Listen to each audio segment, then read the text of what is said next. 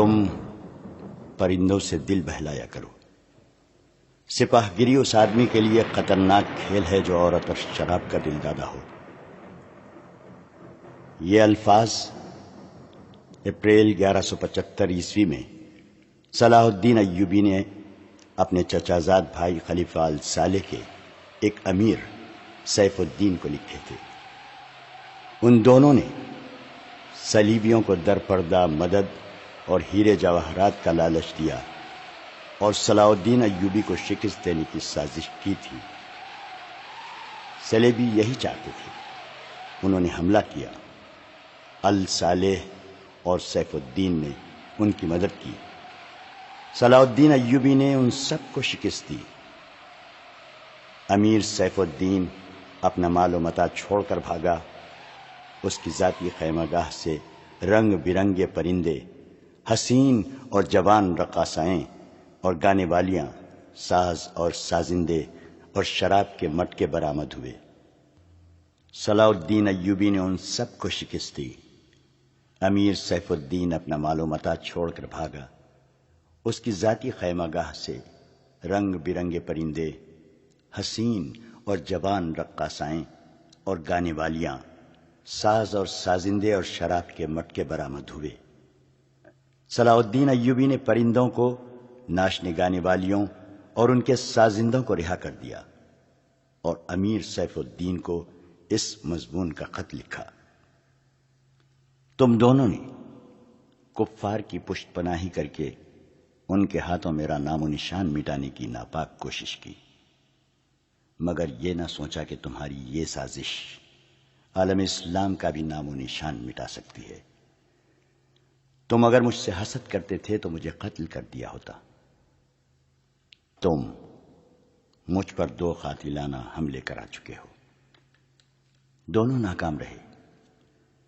اب ایک اور کوشش کر دیکھو، ہو سکتا ہے کہ کامیاب ہو جاؤ۔ اگر تم مجھے یہ یقین دلا دو کہ میرا سر میرے تن سے جدا ہو جائے تو اسلام اور زیادہ سر بلند ہوگا، تو رب کعبے کی قسم میں تمہاری تلوار سے اپنا سر کٹاؤں گا اور تمہارے قدموں میں رکھ دینے کی وصیت کروں گا۔ میں تمہیں صرف یہ بتا دینا چاہتا ہوں کہ کوئی غیر مسلم مسلمان کا دوست نہیں ہو سکتا۔ تاریخ تمہارے سامنے ہے، اپنا ماضی دیکھو۔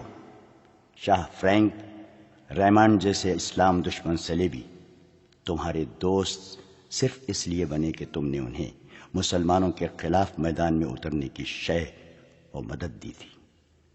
اگر وہ کامیاب ہو جاتے تو ان کا اگلا شکار تم ہوتے، اور اس کے بعد ان کا یہ خواب بھی پورا ہو جاتا کہ اسلام صف ہستی سے مٹ جائے۔ تم جنگجو قوم کے فرد ہو۔ فن سپاہ گیری تمہارا قومی پیشہ ہے۔ ہر مسلمان اللہ کا سپاہی ہے، مگر ایمان اور کردار بنیادی شرط ہے۔ تم پرندوں سے ہی دل بہلا لیا کرو۔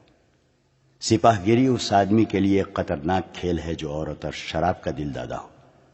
میں تم سے درخواست کرتا ہوں، میرے ساتھ تعاون کرو اور میرے ساتھ جہاد میں شریک ہو جاؤ۔ اگر یہ نہ کر سکو تو میری مخالفت سے باز آ جاؤ۔ میں تمہیں کوئی سزا نہیں دوں گا۔ اللہ تمہارے گناہ معاف کرے، آمین۔ ایک یورپی مورخ لین پون لکھتا ہے، صلاح الدین ایوبی کے ہاتھ جو مال غنیمت لگا اس کا کوئی حساب نہ تھا۔ جنگی قیدی بھی بے انداز تھے۔ صلاح الدین ایوبی نے تمام تر مال غنیمت 3 حصوں میں تقسیم کیا۔ ایک حصہ جنگی قیدیوں میں تقسیم کر کے انہیں رہا کر دیا، دوسرا حصہ اپنی سپاہ اور غریبوں میں تقسیم کیا، اور تیسرا حصہ مدرسے نظام الملک کو دے دیا۔ اس نے اسی مدرسے سے تعلیم حاصل کی تھی۔ نہ خود کچھ رکھا، نہ اپنے کسی جنرل کو کچھ دیا۔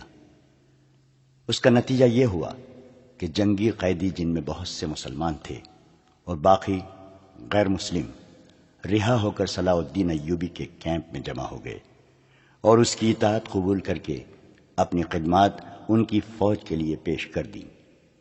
ایوبی کی کشادہ ظرفی اور عظمت دور دور تک مشہور ہو گئی۔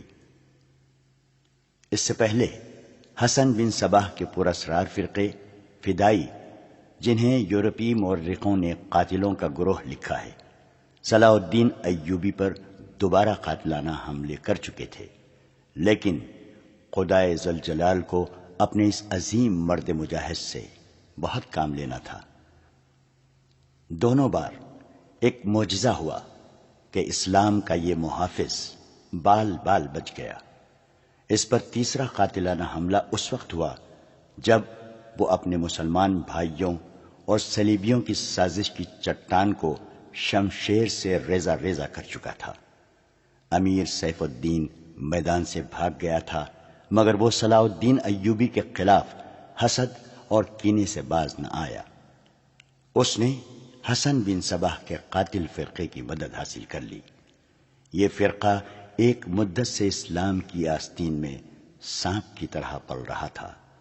اس کا تفصیلی تعارف بہت ہی طویل ہے۔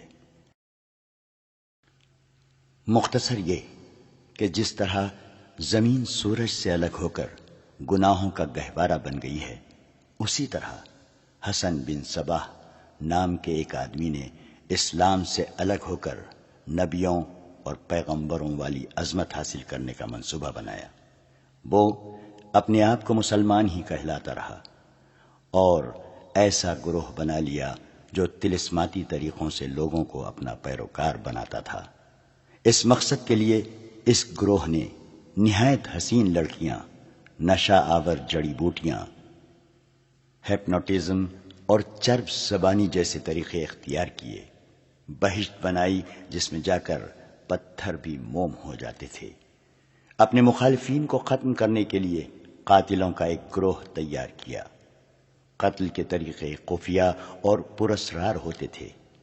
اس فرقے کے افراد اس قدر چالاک، ذہین اور نڈر تھے کہ بھیس اور زبان بدل کر بڑے بڑے جنریلوں کے باڈی گارڈ تک بن جاتے تھے، اور جب کوئی پراسرار طریقے سے قتل ہو جاتا تھا تو قاتلوں کا سراغ ہی نہیں ملتا تھا۔ کچھ عرصے بعد یہ فرقہ قاتلوں کا گروہ کے نام سے مشہور ہو گیا۔ یہ لوگ سیاسی قتل کے ماہر تھے، زہر بھی استعمال کرتے تھے جو حسین لڑکیوں کے ہاتھوں شراب میں دیا جاتا تھا۔ بہت مدت تک یہ فرقہ اسی مقصد کے لیے استعمال ہوتا رہا۔ اس کے پیروکار فدائی کہلاتے تھے۔ صلاح الدین ایوبی کو نہ حسین لڑکیوں سے دھوکہ دیا جا سکتا تھا، نہ شراب سے۔ وہ ان دونوں سے نفرت کرتا تھا۔ اسے قتل کرنے کا یہی ایک طریقہ تھا کہ اس پر قاتلانہ حملہ کیا جائے۔ اس کے محافظوں کی موجودگی میں اس پر حملہ نہ کیا جا سکتا تھا۔ 2 حملے ناکام ہو چکے تھے۔ اب جبکہ صلاح الدین ایوبی کو یہ توقع تھی کہ اس کا چچا زاد بھائی الصالح اور امیر سیف الدین شکست کھا کر توبہ کر چکے ہوں گے، انہوں نے انتقام کی ایک اور زیر زمین کوشش کی۔ صلاح الدین ایوبی نے اس فتح کا جشن منانے کی بجائے حملے جاری رکھے اور 3 قصبوں کو قبضے میں لے لیا۔ ان میں غزہ کا مشہور قصبہ بھی تھا۔ اسی قصبے کے گرد و نواح میں ایک روز صلاح الدین ایوبی امیر جاوا الاسدی کے خیمے میں دوپہر کے وقت غنودگی کے عالم میں سستا رہا تھا۔ اس نے اپنی وہ پگڑی نہیں اتاری تھی جو میدان جنگ میں اس کے سر کو صحرا کے سورج اور دشمن کی تلوار سے محفوظ رکھتی تھی۔ خیمے کے باہر اس کے محافظوں کا دستہ موجود اور چوکس تھا۔ باڈی گارڈز کے اس دستے کا کمانڈر ذرا سی دیر کے لیے وہاں سے چلا گیا۔ ایک محافظ نے صلاح الدین ایوبی کے خیمے کے گرے ہوئے پردوں میں سے جھانکا۔ اسلام کی عظمت کے پاسبان کی آنکھیں بند تھیں۔ وہ پیٹھ کے بل لیٹا ہوا تھا۔ اس محافظ نے باڈی گارڈز کی طرف دیکھا۔ ان میں سے 3-4 باڈی گارڈز نے اس کی طرف دیکھا۔ محافظ نے اپنی آنکھیں بند کر کے کھولی۔ 3-4 محافظ اٹھے اور دوسروں کو باتوں میں لگا لیا۔ محافظ خیمے میں چلا گیا، کمر بند سے خنجر نکالا، دبے پاؤں چلا اور پھر چیتے کی طرح سوئے ہوئے صلاح الدین ایوبی پر جست لگائی۔ خنجر والا ہاتھ اوپر اٹھا، عین اسی وقت صلاح الدین ایوبی نے کروٹ بدلی۔ یہی نہیں بتایا جا سکتا کہ محافظ خنجر کہاں مارنا چاہتا تھا، دل میں یا سینے میں، مگر ہوا یوں کہ خنجر صلاح الدین ایوبی کی پگڑی کے بالائی حصے میں اتر گیا اور سر سے بال برابر دور رہا۔ پگڑی سر سے اتر گئی۔ صلاح الدین ایوبی بجلی کی تیزی سے اٹھا۔ اسے یہ سمجھنے میں دیر نہ لگی کہ یہ سب کیا ہے۔ اس پر اس سے پہلے ایسے 2 حملے ہو چکے تھے۔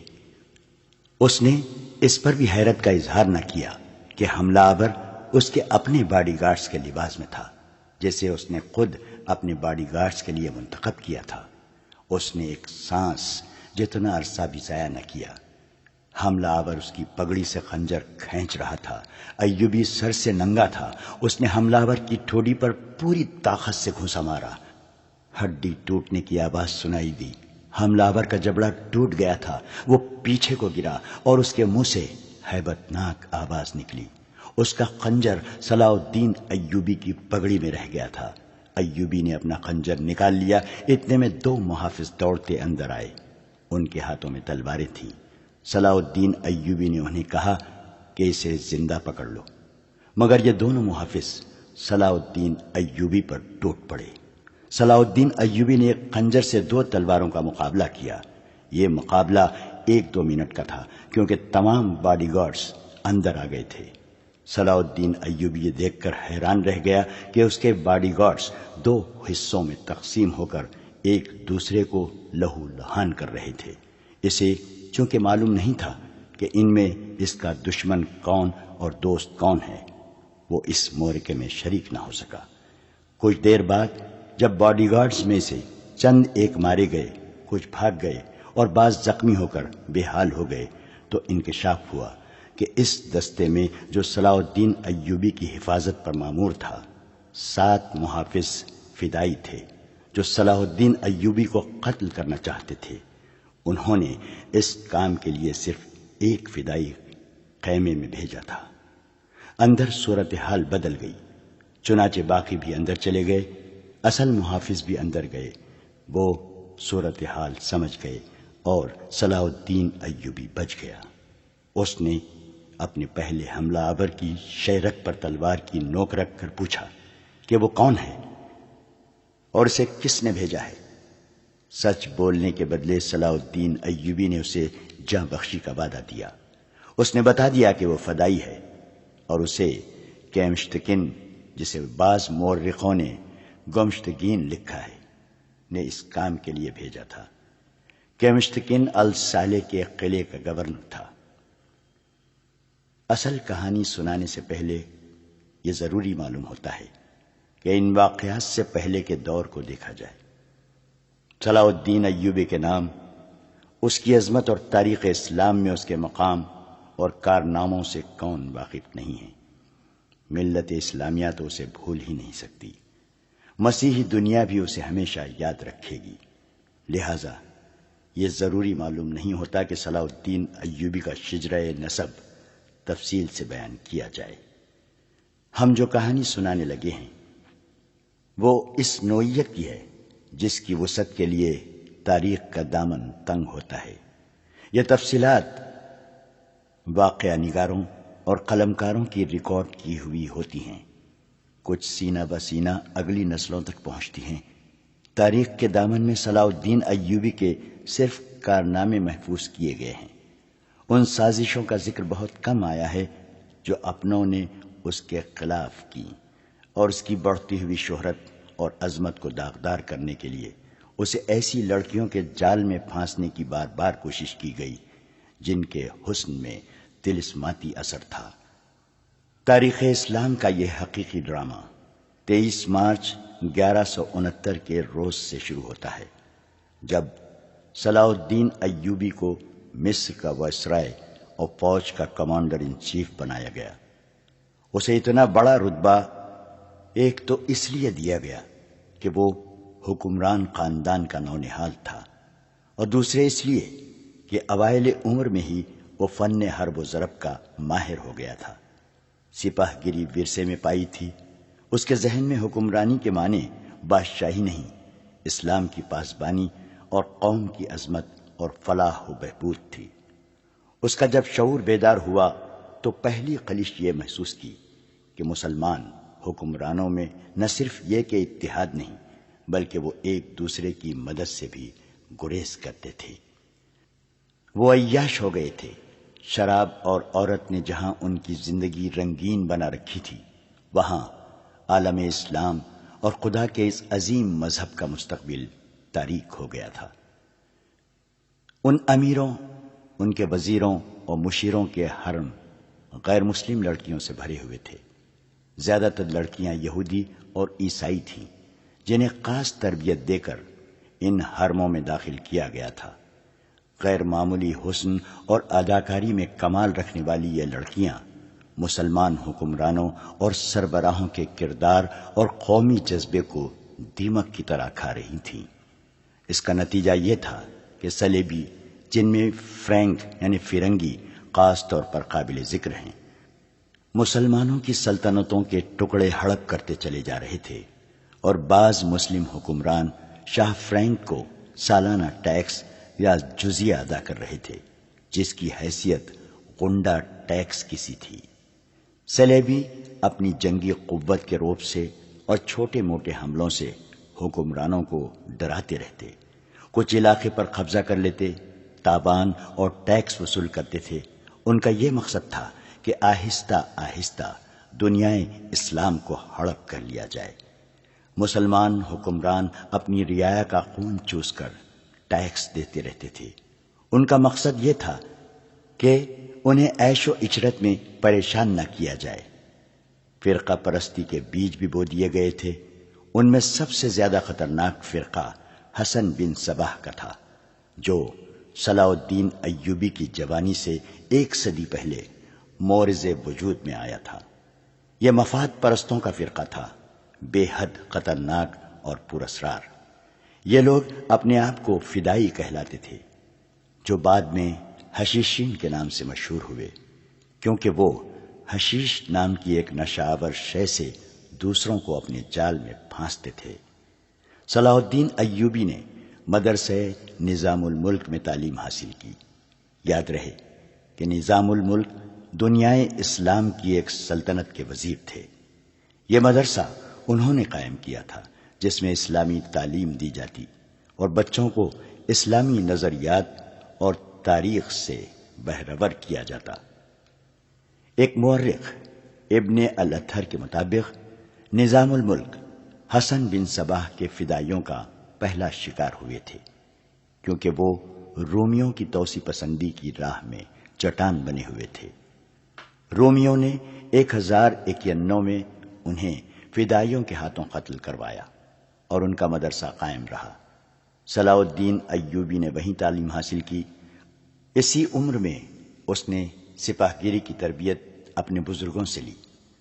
نور الدین زنگی نے اسے جنگی چالیں سکھائیں، ملک کے انتظامات کے سبق دیے اور ڈپلومیسی میں مہارت دی۔ اس تعلیم و تربیت نے اس کے اندر وہ جذبہ پیدا کر دیا جس نے آگے چل کر اسے صلیبیوں کے لیے بجلی بنا دیا۔ اوائل جوانی میں ہی اس نے وہ ذہانت اور اہلیت حاصل کر لی تھی جو ایک سالار اعظم کے لیے ضروری ہوتی ہے۔ صلاح الدین ایوبی نے فن حرب و ضرب میں جاسوسی یعنی انٹیلیجنس، کمانڈو اور گوریلا آپریشن کو خصوصی اہمیت دی۔ اس نے دیکھ لیا تھا کہ صلیبی جاسوسی کے میدان میں آگے نکل گئے ہیں اور وہ مسلمانوں کے نظریات پر نہایت کارگر حملے کر رہے ہیں۔ صلاح الدین ایوبی نظریات کے محاذ پر لڑنا چاہتا تھا، جس میں تلوار استعمال نہیں ہوتی۔ اس کہانی میں آگے چل کر آپ دیکھیں گے کہ اس کی تلوار کا وار تو گہرا ہوتا ہی تھا، اس کی محبت کا وار اس سے کہیں زیادہ وار کرتا تھا۔ اس کے لیے تحمل اور بردباری کی ضرورت ہوتی ہے، جو اس نے اوائل عمر میں ہی اپنے آپ میں پیدا کر لی تھی۔ اسے جب مصر کا وائسرائے اور کمانڈر ان چیف بنا کر مصر بھیجا گیا تو ان سینئر افسروں نے ہنگامہ برپا کر دیا، جو اس عہدے کی آس لگائے بیٹھے تھے، ان کی نگاہ میں صلاح الدین ایوبی ابھی طفل مکتب تھا، مگر اس طفل مکتب نے جب ان کا سامنا کیا، اس کی باتیں سنی تو ان کا احتجاج سرد پڑ گیا۔ مورخ لین پول کے مطابق صلاح الدین ایوبی ڈسپلن کا بڑا ہی سخت ثابت ہوا۔ اس نے تفریح، عیاشی اور آرام کو اپنے لیے اور اپنی فوج کے لیے حرام قرار دے دیا۔ اس نے اپنی دماغی اور جسمانی قوتوں کو صرف اس مقصد پر مرکوز کر دیا کہ سلطنت اسلامیہ کو مستحکم کرنا ہے اور صلیبیوں کو اس سرزمین سے نکالنا ہے۔ فلسطین پر وہ ہر قیمت پر قبضہ کرنا چاہتا تھا۔ اس نے یہی مقاصد اپنی فوج کو دیے۔ مصر کا وائسرائے بن کر اس نے کہا، خدا نے مجھے مصر کی سرزمین دی ہے، اس کی ذات باری مجھے فلسطین بھی ضرور عطا کرے گی۔ مگر مصر پہنچ کر اس پر انکشاف ہوا کہ اس کا مقابلہ صرف صلیبیوں سے نہیں بلکہ اپنے مسلمان بھائیوں نے اس کی راہ میں بڑے بڑے حسین جال بچھا رکھے ہیں، جو صلیبیوں کے عزائم اور جنگی قوت سے زیادہ خطرناک ہیں۔ مصر میں صلاح الدین ایوبی کا استقبال جن زعما نے کیا، ان میں ناجی نام کا ایک سالار خصوصی اہمیت کا حامل تھا۔ ایوبی نے سب کو سر سے پاؤں تک دیکھا۔ اس کے ہونٹوں پر مسکراہٹ اور زبان پر پیار و محبت کی چاشنی تھی۔ بعض پرانے افسروں نے اسے ایسی نگاہوں سے دیکھا جن میں طنز تھی اور تمسخر بھی تھا۔ وہ صلاح الدین ایوبی کے صرف نام سے واقف تھے یا اس کے متعلق یہ جانتے تھے کہ وہ حکمران خاندان کا فرد اور اپنے چچا کا جانشین ہے۔ وہ یہ بھی جانتے تھے کہ نور الدین زنگی کے ساتھ اس کا کیا رشتہ ہے۔ ان کی نگاہوں میں صلاح الدین ایوبی کی اہمیت بس اس کے خاندان کی بدولت تھی، یا اس وجہ سے انہوں نے اسے اہمیت دی کہ وہ مصر کا فوجی وائسرائے بن کر آیا تھا۔ اس کے سوا انہوں نے صلاح الدین ایوبی کو کوئی وقت نہ دی۔ ایک بوڑھے افسر نے اپنے ساتھ کھڑے افسر کے کان میں کہا، بچہ ہے، اسے ہم پالیں گے۔ مورخ اور اس وقت کے واقعہ نگار یہ نہیں بتا سکتے کہ صلاح الدین ایوبی نے ان لوگوں کی نظریں بھانپ لی تھی یا نہیں۔ وہ استقبال کرنے والے اس ہجوم میں بچہ لگ رہا تھا۔ البتہ جب وہ ناجی کے سامنے مصافحے کے لیے رکا تو ایوبی کے چہرے پر تبدیلی سی آ گئی تھی۔ وہ ناجی سے ہاتھ ملانا چاہتا تھا، لیکن ناجی جو اس کے باپ کی عمر کا تھا، سب سے پہلے درباری خوشامدیوں کی طرح جھکا، پھر ایوبی سے بغلگیر ہو گیا۔ اس نے ایوبی کی پیشانی چوم کر کہا، میرے خون کا آخری قطرہ بھی تمہاری جان کی حفاظت کے لیے بنے گا۔ تم میرے پاس زنگی اور شرکو کی امانت ہو۔ میری جان عظمت اسلام سے زیادہ قیمتی نہیں۔ صلاح الدین ایوبی نے ناجی کا ہاتھ چوم کر کہا، محترم، اپنے خون کا ایک ایک قطرہ سنبھال کر رکھیے، صلیبی سیاہ گھٹاؤں کے مانند چھا رہے ہیں۔ ناجی جواب میں صرف مسکرایا، جیسے صلاح الدین ایوبی نے کوئی لطیفہ سنایا ہو۔ صلاح الدین ایوبی اس تجربے کار سالار کی مسکراہٹ کو غالباً نہیں سمجھ سکا۔ ناجی فاطمی خلافت کا پروردہ سالار تھا۔ وہ مصر میں باڈی گارڈز کا کمانڈر تھا، جس کی نفری 50,000 تھی اور ساری کی ساری نفری سوڈانی تھی۔ یہ فوج اس دور کے جدید ہتھیاروں سے مسلح تھی، اور یہ فوج ناجی کا ہتھیار بن گئی تھی، جس کے زور پر وہ بے تاج بادشاہ بنا بیٹھا تھا۔ وہ سازشوں اور مفاد پرستی کا دور تھا۔ اسلامی دنیا کی مرکزیت ختم ہو چکی تھی۔ صلیبیوں کی بھی نہایت دلکش تخریب کاریاں شروع ہو چکی تھیں۔ زر پرستی اور طیش کا دورہ تھا۔ جس کے پاس ذرا سی بھی طاقت تھی، اسے وہ اپنے اقتدار کے تحفظ کے لیے اور دولت سمیٹنے کے لیے استعمال کرتا تھا۔ سوڈانی باڈی گارڈز فوج کا کمانڈر ناجی مصر میں حکمرانوں اور دیگر سربراہوں کے لیے دہشت بنا ہوا تھا۔ خدا نے اسے سازش ساز دماغ دیا تھا. اسے اس دور کا بادشاہ ساز کہا جاتا تھا. بنانے اور بگاڑنے میں خصوصی مہارت رکھتا تھا. اس نے صلاح الدین ایوبی کو دیکھا تو اس کے چہرے پر بالکل اسی طرح مسکراہٹ آ گئی جس طرح کمزور سی بھیڑ کو دیکھ کر بھیڑیے کے دانت نکل آتے ہیں. ایوبی اس زہر خند کو نہ سمجھ سکا.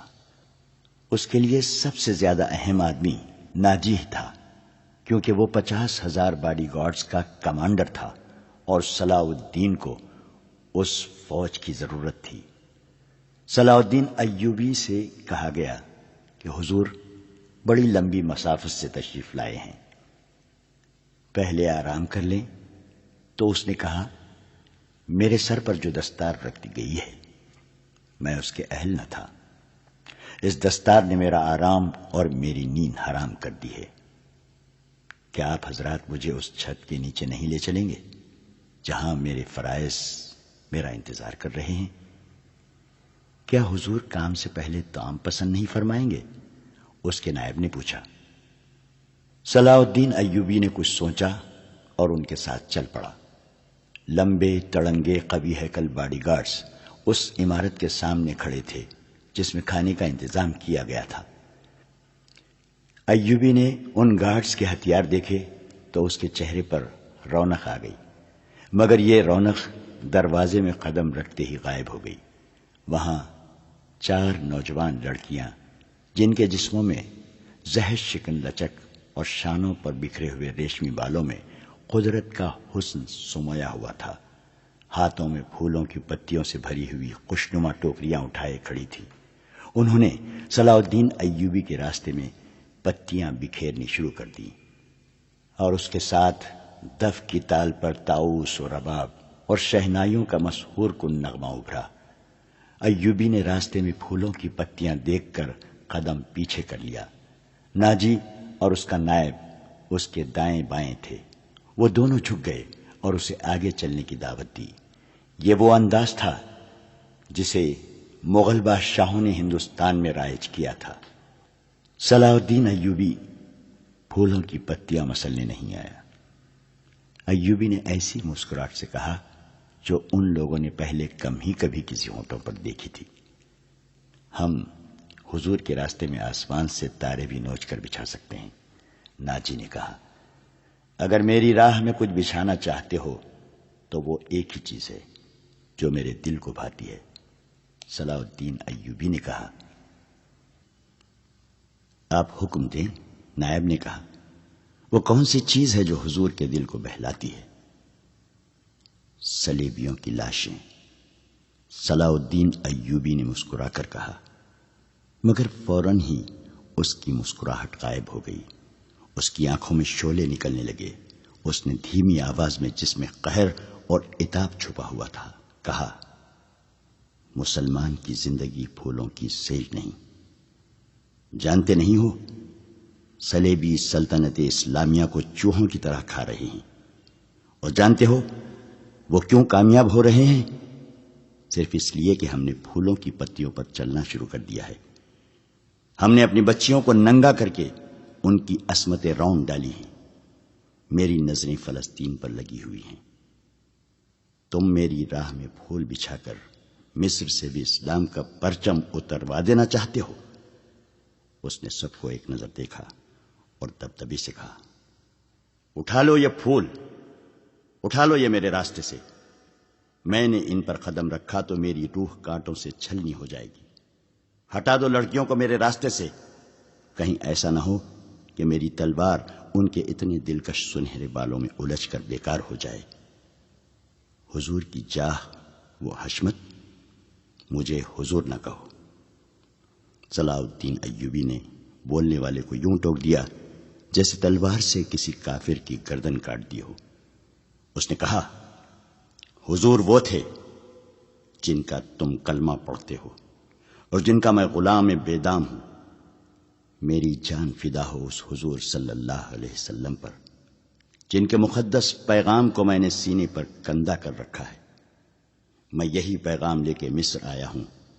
صلیبی مجھ سے یہ پیغام چھین کر بحر روم میں ڈبو دینا چاہتے ہیں، شراب میں غرق کر دینا چاہتے ہیں۔ میں بادشاہ بن کے نہیں آیا۔ لڑکیاں کسی کے اشارے پر پھولوں کی پتیاں سمیٹ کر وہاں سے ہٹ گئی تھیں۔ صلاح الدین ایوبی تیزی سے دروازے کے اندر چلا گیا۔ ایک وسیع کمرہ تھا، اس میں ایک لمبی میز رکھی تھی جس پر رنگ برنگے پھول بکھرے ہوئے تھے، اور ان کے درمیان روسٹ کیے ہوئے بکروں کے بڑے بڑے ٹکڑے، سالم مرغ اور جانے کیسے کیسے کھانے سجے ہوئے تھے۔ صلاح الدین ایوبی رک گیا اور اپنے نائب سے پوچھا، کیا مصر کا ہر ایک باشندہ اسی قسم کا کھانا کھاتا ہے؟ نہیں حضور، نائب نے جواب دیا، غریب لوگ تو ایسے کھانے کے خواب بھی نہیں دیکھ سکتے۔ تم سب کس قوم کے فرد ہو؟ صلاح الدین ایوبی نے پوچھا۔ کیا ان لوگوں کی قوم الگ ہے جو ایسے کھانوں کے خواب بھی نہیں دیکھ سکتے؟ کسی طرف سے کوئی جواب نہ پا کر اس نے کہا، اس جگہ جس قدر ملازم ہیں اور یہاں جتنے سپاہی ڈیوٹی پر ہیں، ان سب کو اندر بلاؤ، یہ کھانا انہیں کھلا دو۔ اس نے لپک کر ایک روٹی اٹھائی، اس پر 2-3 بوٹیاں رکھیں اور کھڑے کھڑے کھانے لگا۔ نہایت تیزی سے پوری روٹی کھا کر پانی پیا اور باڈی گارڈز کے کمانڈر ناجی کو ساتھ لے کر اس کمرے میں چلا گیا جو وائسرائے کا دفتر تھا۔ 2 گھنٹے بعد ناجی باہر نکلا، دوڑ کر اپنے گھوڑے پر سوار ہوا، ایڑ لگائی اور نظروں سے اوجھل ہو گیا۔ رات ناجی کے خاص کمرے میں اس کے 2 کمانڈر جو اس کے معتمد اور ہمراز تھے اس کے پاس بیٹھے شراب پی رہے تھے۔ ناجی نے کہا، جوانی کا جوش ہے، تھوڑے دنوں میں ٹھنڈا کر دوں گا۔ کمبخت جو بھی بات کرتا ہے کہتا ہے رب کعبہ کی قسم، صلیبیوں کو سلطنت اسلامیہ سے باہر نکال کر دم لوں گا۔ صلاح الدین ایوبی، ایک کمانڈر نے طنز کیا، اتنا بھی نہیں جانتا کہ سلطنت اسلامیہ کا دم نکل چکا ہے، اب سوڈانی حکومت کریں گے۔ کیا آپ نے اسے بتایا نہیں کہ یہ 50,000 کا لشکر سوڈانی ہے؟ دوسرے کمانڈر نے ناجی سے پوچھا، اور یہ لشکر جسے وہ اپنی فوج سمجھتا ہے صلیبیوں کے خلاف نہیں لڑے گا؟ تمہارا دماغ ٹھکانے ہے؟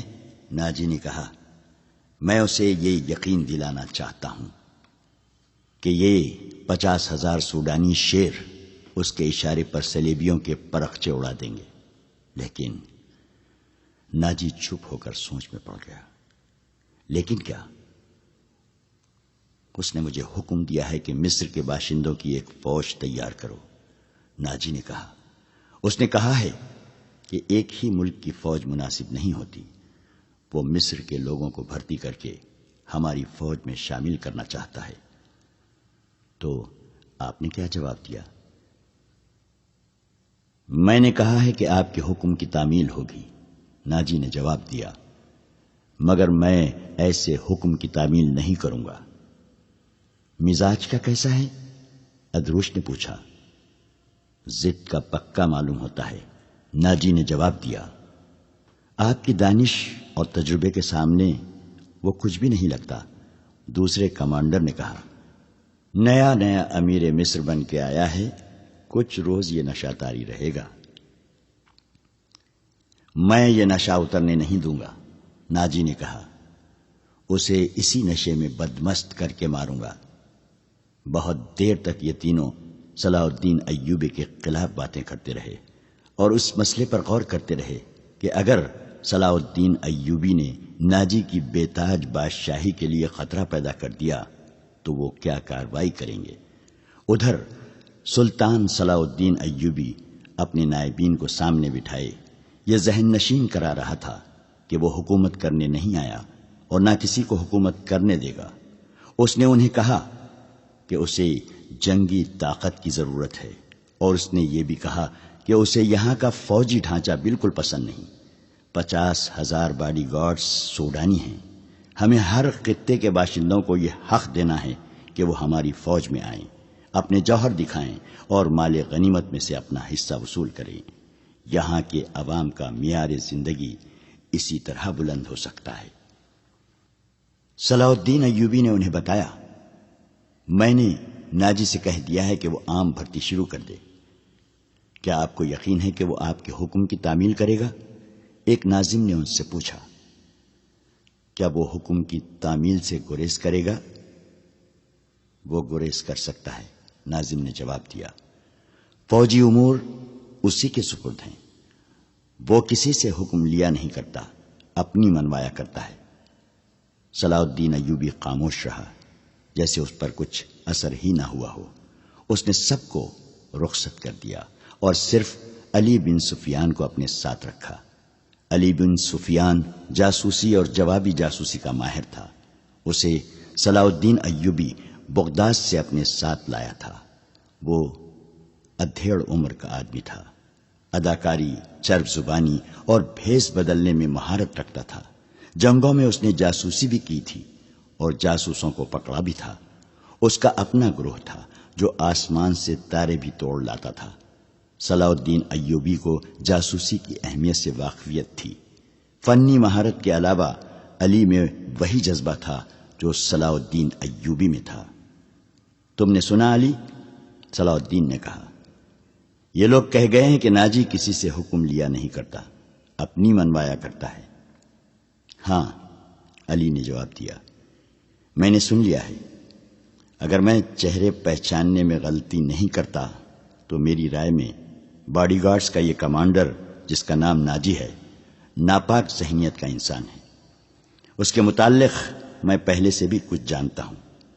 یہ فوج جو ہمارے خزانے سے تنخواہ لیتی ہے، دراصل ناجی کی ذاتی فوج ہے۔ اس نے حکومتی حلقوں میں ایسی سازشیں کی ہیں جنہوں نے انتظامی ڈھانچے کو بے حد کمزور کر دیا ہے۔ آپ کا یہ فیصلہ بالکل بجا ہے کہ فوج میں یہاں کے ہر خطے کے سپاہی ہونے چاہیے۔ میں آپ کو تفصیلی معلومات فراہم کروں گا۔ مجھے شک ہے کہ سوڈانی فوج ناجی کی وفادار ہے، ہماری نہیں۔ آپ کو اس فوج کی تربیت اور تنظیم بدلنی پڑے گی یا ناجی کو سبکدوش کرنا پڑے گا۔ میں اپنی صفوں میں ہی اپنے دشمن پیدا نہیں کرنا چاہتا، صلاح الدین ایوبی نے کہا۔ ناجی گھر کا بھیدی ہے، اسے سبکدوش کر کے اپنا دشمن بنا لینا دانشمندی نہیں۔ ہماری تلوار غیروں کے لیے ہے، اپنوں کا خون بہانے کے لیے نہیں۔ میں ناجی کی ذہنیت کو پیار اور محبت سے بدل سکتا ہوں۔ تم اس فوج کی ذہنیت معلوم کرنے کی کوشش کرو اور مجھے صحیح اطلاع دو کہ فوج کہاں تک ہماری وفادار ہے۔ مگر ناجی اتنا کچا آدمی نہیں تھا۔ اس کی ذہنیت پیار اور محبت کے بکھیڑوں سے آزاد تھی۔ اسے اگر پیار تھا تو اپنی اقتدار اور شیطانیت کے ساتھ تھا۔ اس لحاظ سے وہ پتھر تھا، مگر جسے اپنے جال میں پھنسانا چاہتا اس کے سامنے موم ہو جاتا تھا۔ اس نے صلاح الدین ایوبی کے ساتھ یہی رویہ اختیار کیا۔ اس کے سامنے وہ بیٹھتا نہیں تھا، ہاں میں ہاں ملاتا چلا جاتا تھا۔ اس نے مصر کے مختلف خطوں سے ایوبی کے حکم کے مطابق فوج کے لیے بھرتی شروع کر دی تھی، حالانکہ یہ کام اس کی مرضی کے خلاف تھا۔ دن گزرتے جا رہے تھے، صلاح الدین ایوبی اسے کچھ پسند کرنے لگا تھا۔ ناجی نے اسے یقین دلایا تھا کہ سوڈانی باڈی گارڈز فوج حکم کی منتظر ہے اور یہ قوم کی توقعات پر پوری اترے گی۔ ناجی صلاح الدین ایوبی کو 2-3 مرتبہ کہہ چکا تھا کہ وہ باڈی گارڈز کی طرف سے اسے دعوت دینا چاہتا ہے اور فوج اس کے اعزاز میں جشن منانے کے لیے بےتاب ہے، لیکن صلاح الدین ایوبی مصروفیت کی وجہ سے یہ دعوت قبول نہیں کر سکا تھا۔ رات کا وقت تھا۔ ناجی اپنے کمرے میں اپنے 2 معتمد جونیئر کمانڈروں کے ساتھ بیٹھا شراب پی رہا تھا۔ 2 ناچنے والیاں سازوں کی ہلکی ہلکی موسیقی پر مستی میں آئی ہوئی ناگنوں کی طرح مسحور کن اداؤں سے رقص کر رہی تھیں۔ ان کے پاؤں میں گھنگرو نہیں تھے، ان کے جسموں پر کپڑے صرف اسی قدر تھے کہ ان کے سطر ڈھکے ہوئے تھے۔ اس رقص میں قمار کا تاثر تھا۔ دربان اندر آیا اور ناجی کے کان میں کچھ کہا۔ ناجی جب شراب اور رقص میں محو ہوتا تھا تو کوئی مقل ہونے کی جرت نہیں کر سکتا تھا۔ صرف دربان کو معلوم تھا کہ وہ کون سا ضروری کام ہے جس کی خاطر ناجی عیش و طرب کی محفل سے اٹھا کرتا ہے، ورنہ وہ اندر آنے کی جرت نہ کرتا۔ اس کی بات سنتے ہی ناجی باہر نکل گیا اور دربان اسے دوسرے کمرے میں لے گیا۔ وہاں سوڈانی لباس میں ملبوس ایک ادھیڑ عمر آدمی بیٹھا تھا، اس کے ساتھ ایک جوان لڑکی تھی۔ ناجی کو دیکھ کر وہ اٹھی۔ ناجی اس کے چہرے اور خط کاٹ کی دلکشی دیکھ کر ٹھٹک گیا۔ وہ عورتوں کا شکاری تھا، اسے عورتیں صرف اپنی عیاشی کے لیے درکار نہیں ہوتی تھیں، ان سے وہ اور بھی کئی کام لیا کرتا تھا، جن میں ایک یہ تھا کہ وہ نہایت خوبصورت اور عیار لڑکیوں کے ذریعے بڑے بڑے افسروں کو اپنی مٹھی میں رکھتا تھا، اور ایک کام یہ بھی تھا کہ وہ انہیں امیروں وزیروں کو بلیک میل کرنے کے لیے استعمال کرتا تھا، اور ان سے وہ جاسوسی بھی کراتا تھا۔ جس طرح قصاب جانور کو دیکھ کر بتا دیتا ہے کہ اس کا گوشت کیسا ہے، اسی طرح ناجی لڑکی کو دیکھ کر اندازہ کر لیا کرتا تھا کہ وہ کس کام کے لیے موزوں ہے۔ لڑکیوں کے بیوپاری اور بردہ فروش اکثر ناجی کے پاس مال لاتے رہتے تھے۔ یہ آدمی بھی ایسے ہی بیوپاریوں میں سے لگتا تھا۔ لڑکی کے متعلق اس نے بتایا کہ تجربے کار ہے، ناچ بھی سکتی ہے، اور پتھر کو زبان کے میٹھے زہر سے پانی میں تبدیل کر سکتی ہے۔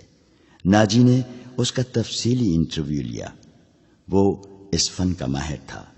اس کے مطابق اس نے لڑکی کا امتحان لیا اور اس نے یہ رائے قائم کی کہ جس کام کے لیے وہ ایک اور لڑکی کو تیار کر رہا تھا، اس کے لیے یہ لڑکی تھوڑی سی ٹریننگ کے بعد موزوں ہو سکتی ہے۔ سودا طے ہو گیا۔ بیوپاری قیمت وصول کر کے چلا گیا۔ ناجی لڑکی کو اس کمرے میں لے گیا جہاں اس کے دو ساتھی رقص اور شراب سے دل بہلا رہے تھے۔ اس نے لڑکی کو ناچنے کے لیے کہا۔ لڑکی نے جب چوغا اتار کر جسم کو دو ہی بل دیے تو ناجی اور اس کے ساتھی تڑپ اٹھے۔ پہلی دونوں ناچنے والیوں کے رنگ پیلے پڑ گئے۔ اس نئی لڑکی کے سامنے ان کی قدر و قیمت کم ہو گئی تھی۔ ناجی نے اسی وقت محفل برخاست کر دی اور اس لڑکی کو اپنے پاس بٹھا کر سب کو باہر نکال دیا۔ لڑکی سے نام پوچھا تو اس نے زکوئی بتایا۔ ناجی نے اسے کہا، زکوئی، تمہیں یہاں لانے والے نے بتایا تھا کہ تم پتھر کو پانی میں تبدیل کر سکتی ہو۔ میں تمہارا یہ کمال دیکھنا چاہتا ہوں۔ وہ پتھر کون ہے؟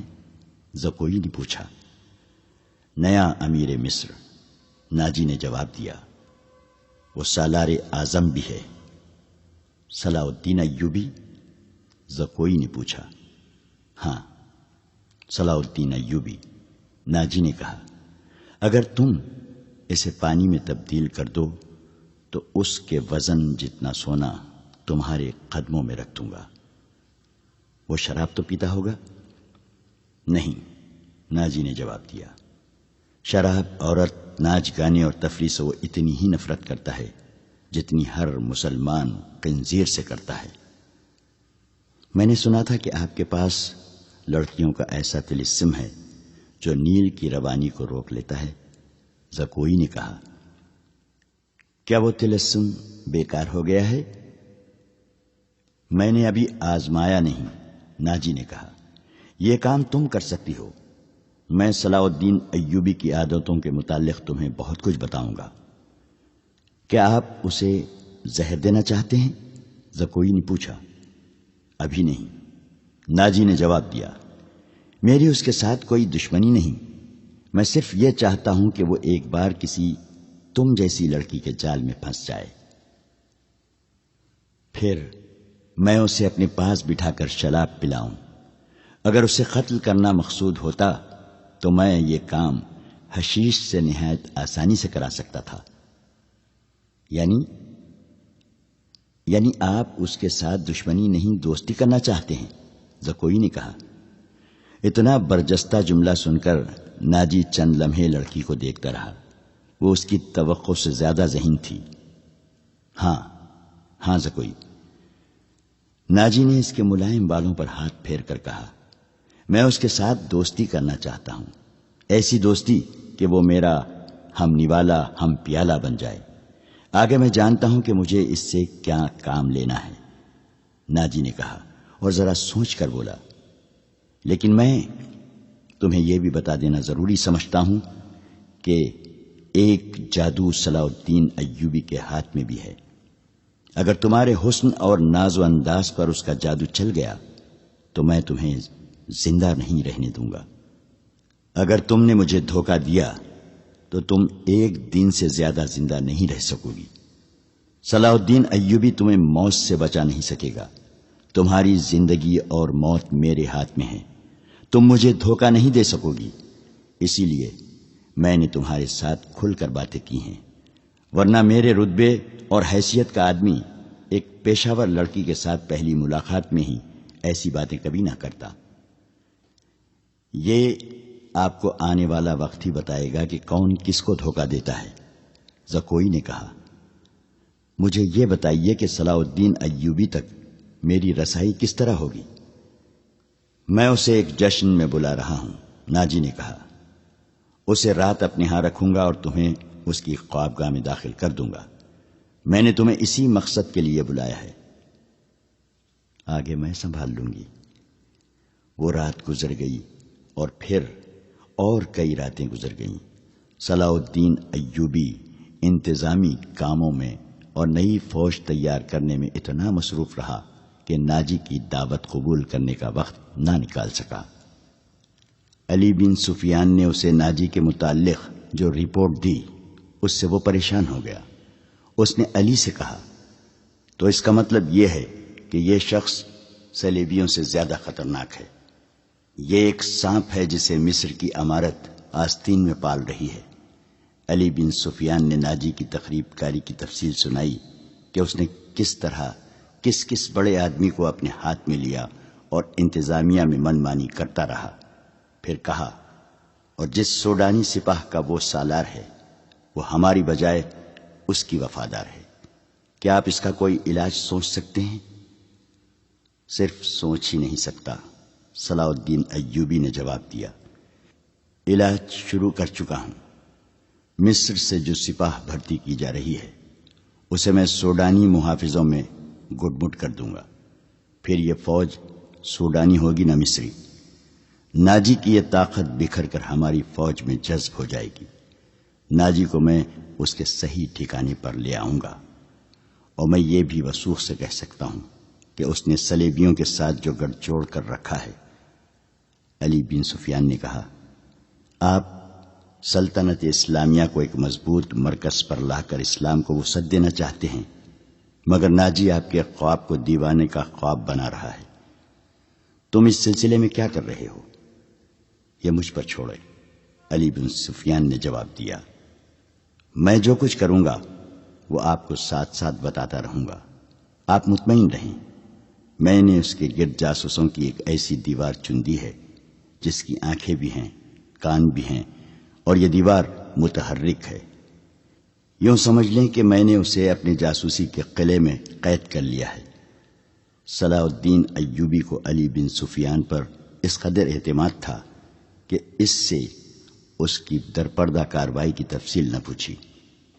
علی نے اس سے پوچھا، معلوم ہوا ہے کہ وہ آپ کو جشن پر مدعو کر رہا ہے؟ اگر یہ بات صحیح ہے تو اس کی دعوت اس وقت قبول کیجیے گا جب میں آپ کو بتاؤں گا۔ ایوبی اٹھا اور ہاتھ پیٹھ پیچھے رکھ کر ٹہلنے لگا۔ اس کی آہ نکل گئی، وہ رک گیا اور بولا، بن سفیان، زندگی اور موت اللہ کے ہاتھ میں ہے۔ بے مقصد زندگی سے کیا یہ بہتر نہیں کہ انسان پیدا ہوتے ہی مر جائے؟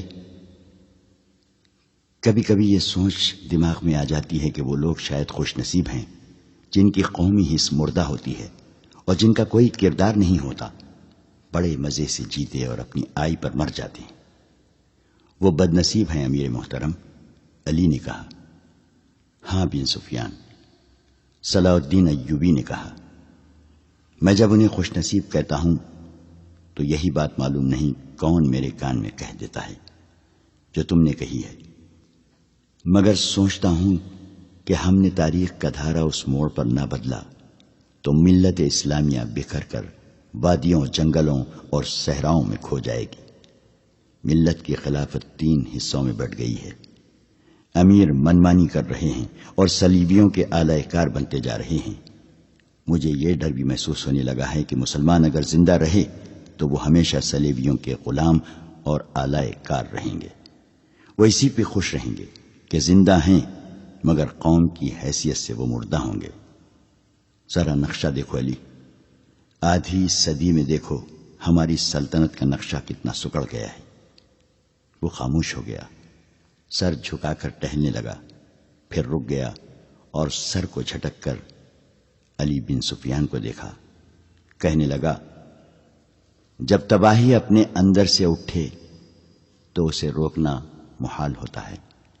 اگر ہماری خلافت اور امارتوں کا یہی حال رہا تو صلیبیوں کو ہم پر حملے کرنے کی ضرورت پیش نہیں آئے گی۔ وہ آگ جس میں ہم اپنا ایمان، اپنا کردار اور اپنی قومیت جلا رہے ہیں، اس میں صلیبی آہستہ آہستہ تیل ڈالتے رہیں گے۔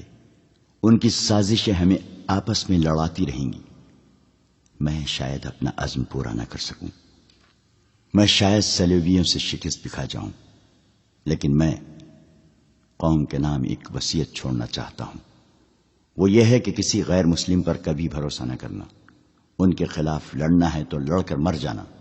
کسی غیر مسلم کے ساتھ کبھی سمجھوتا اور کوئی معاہدہ نہ کرنا۔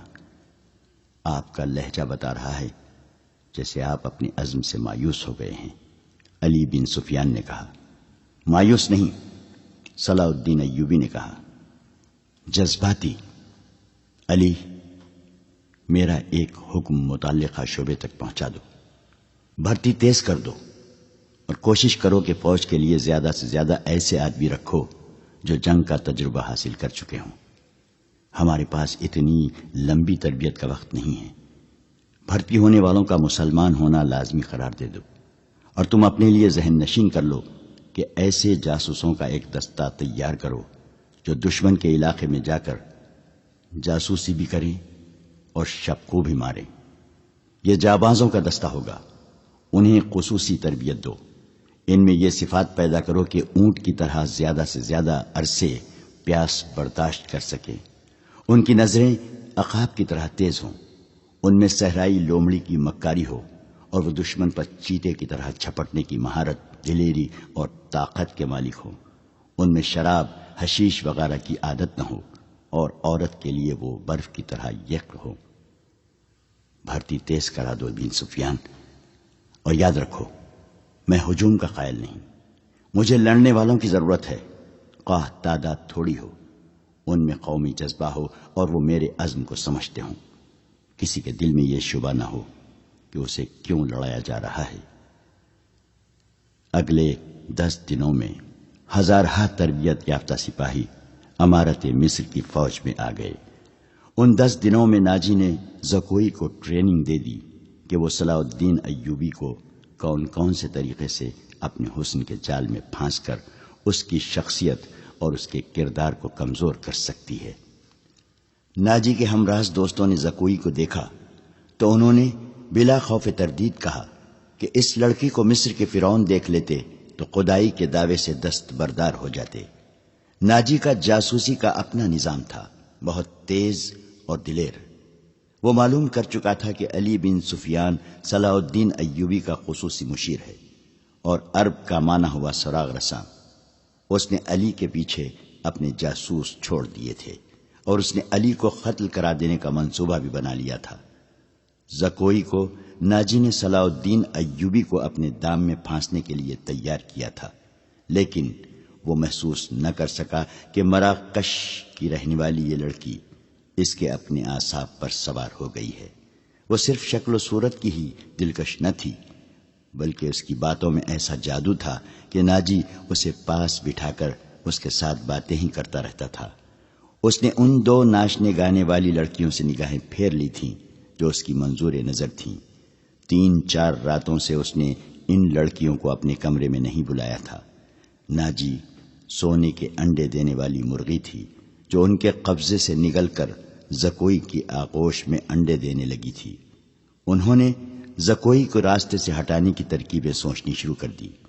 وہ آخر اس نتیجے پر پہنچی کہ اسے قتل کرا دیا جائے۔ مگر اسے قتل کرانا ممکن نظر نہیں آتا تھا، کیونکہ ناجی نے اسے جو کمرہ دے رکھا تھا اس پر 2 محافظوں کا پہرا رہتا تھا۔ اس کے علاوہ یہ دونوں لڑکیاں اس مکان سے بلا اجازت باہر نہیں جا سکتی تھیں جو ناجی نے انہیں دے رکھا تھا۔ انہوں نے حرم کی خادمہ عورتوں میں سے ایک کو اعتماد میں لینا شروع کر دیا۔ وہ اس کے ہاتھوں زکوئی کو زہر دینا چاہتی تھی۔ علی بن سفیان نے صلاح الدین ایوبی کا محافظ دستہ بدل دیا۔ یہ سب امیر مصر وائسرائے کے پرانے باڈی گارڈ تھے۔ ان کی جگہ اس نے ان سپاہیوں میں سے باڈی گارڈز کا دستہ تیار کر دیا جو نئی بھرتی میں آئے تھے۔ یہ جانبازوں کا منتخب دستہ تھا جو سپاہ گیری میں بھی طاق تھا اور جذبے کے لحاظ سے بھی اس کا ہر سپاہی مرد حر تھا۔ ناجی کو یہ تبدیلی بالکل پسند نہیں تھی، لیکن اس نے صلاح الدین ایوبی کے سامنے اس تبدیلی کی بے حد تعریف کی اور اس کے ساتھ ہی درخواست کی کہ صلاح الدین ایوبی اس کی دعوت قبول کر لے۔ ایوبی نے اسے جواب دیا کہ وہ 1 آدھ دن میں اسے بتائے گا کہ وہ کب دعوت قبول کر سکے گا۔ اس کے جانے کے بعد صلاح الدین ایوبی نے علی بن سفیان سے مشورہ لیا کہ وہ دعوت پر کب جائے۔ علی نے اسے مشورہ دیا کہ اب وہ کسی بھی روز دعوت قبول کر لے۔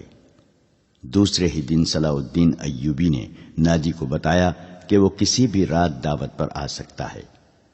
ناجی نے 3 روز بعد کی دعوت دی اور بتایا کہ یہ دعوت کم اور جشن زیادہ ہوگا، اور یہ جشن شہر سے دور صحرا میں مشعلوں کی روشنی میں منایا جائے گا۔ ناچ گانے کا انتظام ہوگا، باڈی گارڈز کے گھوڑ سوار اپنی کرتب دکھائیں گے، شمشیر زنی اور بغیر ہتھیاروں کی لڑائی کے مقابلے ہوں گے، اور صلاح الدین ایوبی کو رات وہیں قیام کرایا جائے گا۔ رہائش کے لیے خیمے نصب ہوں گے۔ صلاح الدین ایوبی پروگرام کی تفصیل سنتا رہا۔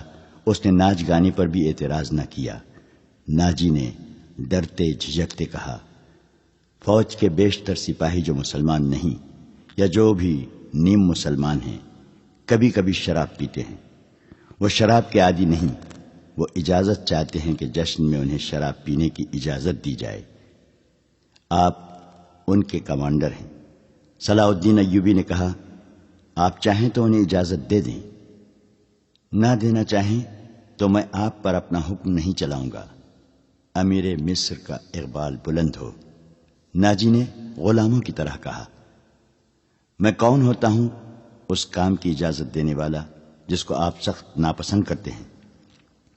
انہیں اجازت دے دیں کہ جشن کی رات ہنگامہ آرائی اور بدکاری کے سوا سب کچھ کر سکتے ہیں۔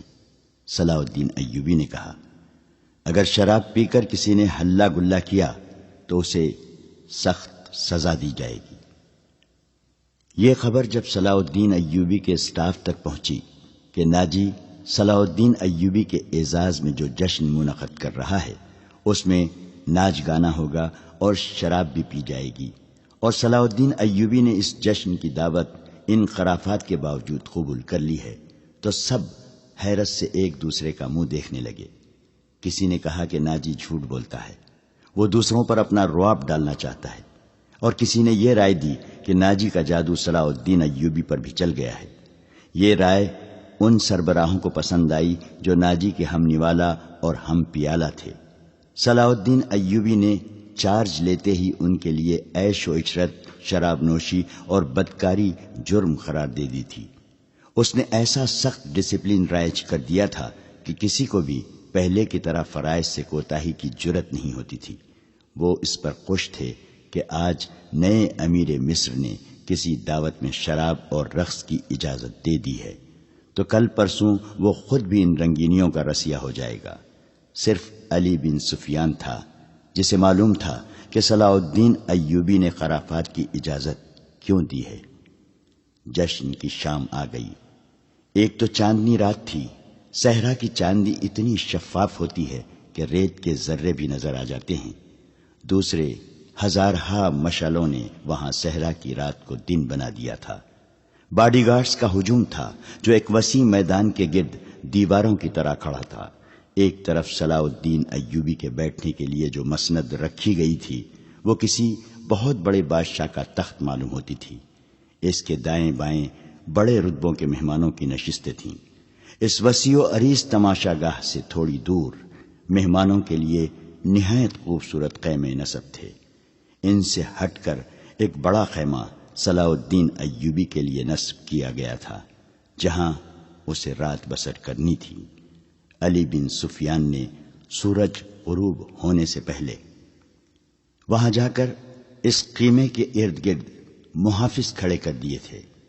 جب علی بن سفیان وہاں محافظ کھڑے کر رہا تھا، ناجی زکوئی کو آخری ہدایات دے رہا تھا۔ اس شام زکوئی کا حسن کچھ زیادہ ہی نکھر آیا تھا۔ اس کے جسم سے ایسے عطر کی بھینی بھینی بو اٹھ رہی تھی جس میں سحر کا تاثر تھا۔ اس نے بال اوریاں کندھوں پر پھیلا دیے تھے۔ سفید کندھوں پر سیاہی مائل بھورے بال زاہدوں کی نظروں کو گرفتار کرتے تھے۔ اس کا لباس اس قدر باریک تھا کہ اس کے جسم کے تمام نشیب و فراز صاف نظر آتے تھے۔ اس کے ہونٹوں پر قدرتی تبسم ادھ کھلی کلی کی مانند تھا۔ ناجی نے اسے سر سے پاؤں تک دیکھا اور کہا، صلاح الدین ایوبی پر تمہارے جسمانی حسن کا شاید اثر نہ ہو، اپنی زبان استعمال کرنا، وہ سبق بھولنا نہیں جو میں اتنے دنوں سے تمہیں پڑھا رہا ہوں، اور یہ بھی نہ بھولنا کہ اس کے پاس جا کر اس کی لونڈی نہ بن جانا، انجیر کا وہ پھول بن جانا جو درخت کی چوٹی پر نظر آتا ہے مگر درخت پر چڑھ کر دیکھو تو غائب ہو جاتا ہے، اسے اپنے قدموں میں بٹھا لینا۔ میں تمہیں یقین دلاتا ہوں کہ تم اس پتھر کو پانی میں تبدیل کر لو گی۔ اسی سرزمین میں کلیوپاترا نے سیزر جیسے مرداہن کو اپنے حسن و جوانی سے پگھلا کر مصر کی ریت میں بہا دیا تھا۔ کلیوپاترا تم سے زیادہ خوبصورت نہیں تھی۔ میں نے تمہیں جو سبق دیے ہیں وہ کلیوپاترا کی چالیں تھی۔ عورت کی یہ چالیں کبھی ناکام نہیں ہو سکتی۔ زکوئی مسکرا رہی تھی اور بڑے غور سے سن رہی تھی۔ مصر کی ریت نے ایک اور کلیوپاترا کو حسین ناگن کی طرح جنم دیا تھا۔ مصر کی تاریخ اپنے آپ کو دہرانے والی تھی۔ سورج غروب ہو گیا تو مشعلیں جل اٹھیں۔ صلاح الدین ایوبی گھوڑے پر سوار آ گیا۔ اس کی دائیں بائیں اور آگے اور پیچھے اس کے ان محافظوں کے گھوڑے تھے جو علی بن سفیان نے منتخب کیے تھے۔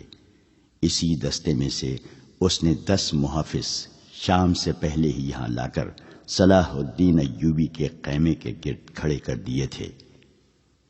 سازوں نے دف کی آفاس پر استقبالیہ دھن بجائی اور صحرا امیر مصر صلاح الدین ایوبی زندہ باد کے نعروں سے گونجنے لگا۔ ناجی نے آگے بڑھ کر استقبال کیا اور کہا، آپ کے جانثار عظمت اسلام کے پاسبان آپ کو بصر و چشم خوش آمدید کہتے ہیں۔ ان کی بے تابیاں اور بے قراریاں دیکھیے، آپ کے اشارے پر کٹ مریں گے، اور خوش آمد کے لیے اسے جتنے الفاظ یاد آئے اس نے کہہ ڈالے۔ جو ہی صلاح الدین ایوبی اپنی شاہانہ نشست پر بیٹھا، سر پر دوڑتے گھوڑوں کی ٹاپوں کی آوازیں سنائی دی۔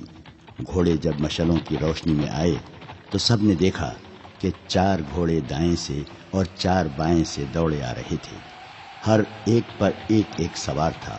ان کے پاس ہتھیار نہیں تھے، وہ ایک دوسرے کے آمنے سامنے آ رہے تھے۔ صاف ظاہر تھا کہ وہ ٹکرا جائیں گے۔ کسی کو معلوم نہیں تھا کہ وہ کیا کریں گے۔ وہ ایک دوسرے کے قریب آئے تو دونوں فریقوں کے سوار رکابوں میں پاؤں جما کر کھڑے ہو گئے۔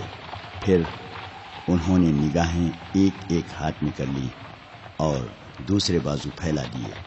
دونوں اطراف کے گھوڑے بالکل آمنے سامنے آ گئے اور سواروں کی دونوں پارٹیاں ایک دوسری سے الجھ گئیں۔ سواروں نے ایک دوسرے کو پکڑنے اور گھوڑے سے گرانے کی کوشش کی۔ جب گھوڑے آگے نکل گئے تو 2 سوار جو گھوڑوں سے گر پڑے تھے ریت پر قلع بازیاں کھا رہے تھے۔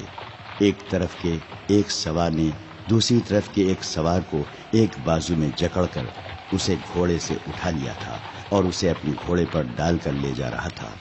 ہجوم نے اس قدر شور بپا کیا کہ اپنی آواز اپنے آپ کو بھی نہیں سنائی دیتی تھی۔ یہ سوار اندھیرے میں غائب ہوئے تو دونوں طرف سے 4 اور گھوڑے آئے اور اسی طرح مقابلہ ہوا۔ اس طرح 8 مقابلے ہوئے اور اس کے بعد شتر سوار آئے۔ پھر گھوڑ سواروں اور شتر سواروں نے سواری کے متعدد کرتب دکھائے۔ اس کے بعد تیغ زنی اور بغیر ہتھیاروں کی لڑائی کے مظاہرے ہوئے، جن میں کئی ایک سپاہی زخمی ہو گئے۔